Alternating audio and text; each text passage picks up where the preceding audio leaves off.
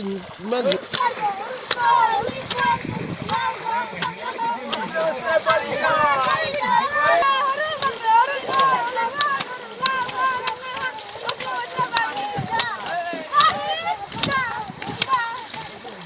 আজি গৰু বিহুৰ দিনাখন অসমবাসী ৰাইজক আমি অলপ জনাইছোঁ।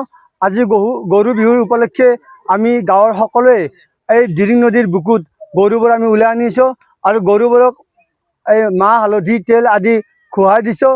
দি এতিয়া আমাৰ পৰম্পৰা অনুসৰি গীত মাতেৰে গৰুক গা ধোৱা হৈছে আৰু গৰুক গা ধুৱাই আমি আজিৰ দিনটোত গৰুবোৰক আমি এৰাল দিওঁ।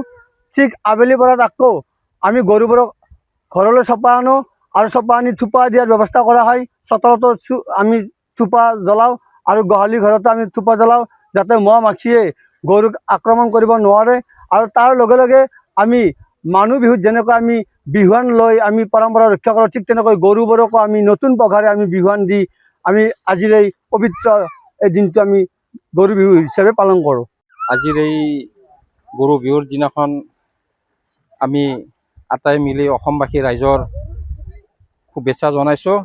অসমবাসী ৰাইজৰ যাতে আজি গৰু বিহুৰ দিনাখনৰ পৰা মংগল হয়, বছৰটো গোটেই বছৰটো যাতে সকলোৰে সুকলমে পাৰ হৈ যায়, তাৰ কাৰণে আজি আমি এই গৰু বিহুৰ দিনাখন এই নদীৰ পাৰৰ পৰা আমি সকলোৱে গৰুক গা ধুৱাই অসমবাসী ৰাইজলৈ শুভেচ্ছা জনাইছোঁ। আৰু এই দিনটো আমি অতিকৈ স্মৰণীয় দিন।